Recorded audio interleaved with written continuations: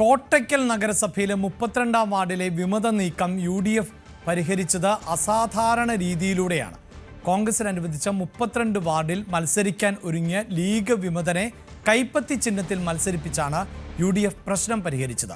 League നേതാവായ മാങ്ങാടൻ അബ്ദുവാണ് 32-ാം വാർഡിൽ കൈപ്പത്തി ചിഹ്നത്തിൽ മത്സരിക്കുന്നത്. കോൺഗ്രസ് നേരത്തെ പ്രഖ്യാപിച്ച സ്ഥാനാർത്ഥിയായ ബാബൂട്ടി മത്സരത്തിൽ നിന്ന് പിന്മാറി. കോട്ടയ്ക്കൽ നഗരസഭയിലെ 32-ാം വാർഡിൽ കോൺഗ്രസിന് അനുവദിച്ച സീറ്റിൽ ലീഗ് വിമതൻ മത്സരിക്കുന്നതായിരുന്നു UDFന് മലപ്പുറത്ത് തലവേദനയായിരുന്നത്. എന്നാൽ ഈ പ്രശ്നം വളരെ രമ്യമായിട്ടാണ് പരിഹരിച്ചത്.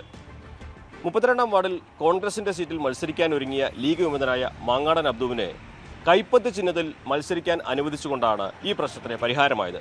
കോൺഗ്രസിന് സീറ്റിന് സീറ്റുമായി, ലീഗ് നേതാവിന് മത്സരിക്കാനുള്ള അവസരവുമായി.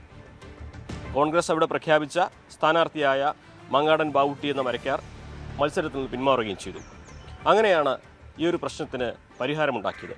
ഇതേക്കുറിച്ച് ലീഗിൻ്റെയും കോൺഗ്രസിൻ്റെയും നേതാക്കൾ പറഞ്ഞത് ഇപ്രകാരമാണ്.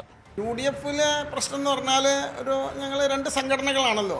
അപ്പോൾ അതിൽ ഈ തെരഞ്ഞെടുപ്പ് വന്നപ്പോൾ ആ വാർഡിനെ സംബന്ധിച്ച് മാത്രം ഒരു തർക്കമുണ്ടായി. അവിടെ മുൻപത്തെ ഒരു കൗൺസിലർ, 2 ടൈം മുമ്പത്തെ ഒരു കൗൺസിലർ അവിടെ മത്സരരംഗത്ത് വന്നിരുന്നു.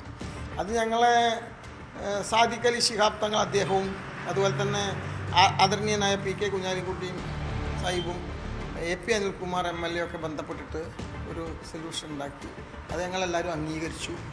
അതുപ്രകാരം ആ വാർഡിൽ വിമതനായി വരുമെന്ന് വിചാരിച്ചിരുന്ന അദ്ദേഹത്തിന് കോൺഗ്രസിൻ്റെ സ്ഥാനാർത്ഥിയായിട്ട് കൈപ്പത്തി ചിഹ്നത്തിൽ മത്സരിക്കാൻ വേണ്ടിയിട്ട് ഉള്ള ഒരു പരിഹാരം.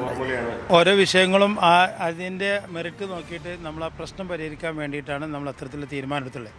നമ്മുടെ നേതൃത്വം അറിഞ്ഞുകൊണ്ട് തന്നെയാണ് അത്തരത്തിലുള്ള തീരുമാനമെടുത്തിട്ടുള്ളത്. കോൺഗ്രസിൻ്റെയും ലീഗിൻ്റെയും ഒക്കെ നേതൃത്വം പറഞ്ഞതിൻ്റെ അടിസ്ഥാനത്തിലും ഞങ്ങൾക്ക് ആ വിഷയങ്ങൾ തീരുകയും കോട്ടയ്ക്കൽ UDF എന്ത് വിട്ടുവീഴ്ച ചെയ്യുകയും തീർക്കുക എന്നുള്ള അടിസ്ഥാനപരമായിട്ടുള്ള ആ കർത്തവ്യത്തിലേക്ക് കടക്കുകയാണ് അത്തരത്തിലുള്ള തീരുമാനത്തിലൂടെ ചെയ്തത്.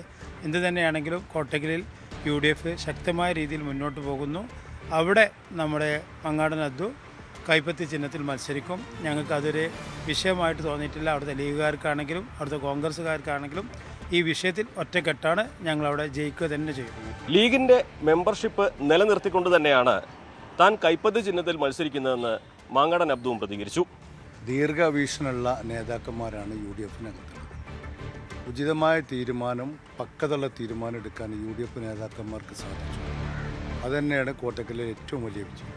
നിങ്ങളെ ബന്ധു കൂടി ആയതുകൊണ്ട് ആളെ പിന്മാറ്റൽ വലിയ ബുദ്ധിമുട്ടായില്ല. പിന്മാറ്റം ഇതിനകത്തില്ല. ഞങ്ങളെ സംബന്ധിച്ചിടത്തോളം UDF ആണ്. ഞാൻ ഒരു മുസ്ലിം ലീഗ് പ്രവർത്തകനാണ്. UDF എടുത്ത തീരുമാനത്തെ ഞങ്ങൾ സ്വാഗതം ചെയ്തു. ഞങ്ങളുടെ വാർഡിൽ UDF വിജയിക്കുക എന്നുള്ളതാണ് ഞങ്ങളുടെ ഉദ്ദേശം. അതിന് മുസ്ലിം ലീഗും കോൺഗ്രസും ഒരുമിച്ച് അവിടെ പ്രവർത്തിക്കും. ഈ പോരാട്ടത്തിൽ വലിയ വിജയം ഞങ്ങൾ വിജയിക്കും. ലീഗിലെ മെമ്പർഷിപ്പ് രാജിവെച്ചിട്ടാണോ കൈപ്പത്തി ചിഹ്നത്തിൽ മത്സരിക്കുന്നത്? അങ്ങനത്തെ ഒരു തീരുമാനം ഇതുവരെ എടുത്തിട്ടില്ല. ഞങ്ങൾ ആലോചിച്ചിട്ടില്ല. എന്നോട് എൻ്റെ നേതൃത്വം പറഞ്ഞു കൈപ്പത്തി ചിഹ്നത്തിൽ മത്സരിക്കണമെന്ന് പറഞ്ഞു. അതിൻ്റെ ഭാഗമായിട്ട് ഞങ്ങൾ മത്സരിക്കുന്നു. ഇന്നലെ കോൺഗ്രസ് പാർട്ടിയുടെ മീറ്റിങ്ങിനകത്ത് എന്നെ വിളിച്ചിട്ടുണ്ടായിരുന്നു. ആ മീറ്റിംഗ് കഴിഞ്ഞതിന് ശേഷം ഞാൻ അവിടെ ചെന്നു. എനിക്ക് ഷാളണിയിച്ചു. എന്താണെങ്കിലും പ്രശ്നത്തിന് പരിഹാരമായതിൻ്റെ ആശ്വാസത്തിലാണ് UDF നേതൃത്വം.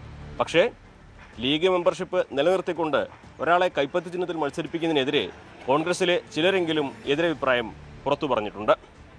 എന്നാൽ അത് വലിയ തലവേദനയാക്കാതെ, വലിയ പ്രശ്നമാക്കാതെ മുന്നോട്ട് പോകാനാണ് കോൺഗ്രസിൻ്റെ തീരുമാനം. കോട്ടയ്ക്കലിൽ നിന്നും അഖിലോട്ട് പാറയ്ക്കൊപ്പം CV അനുമോദ്, News 18.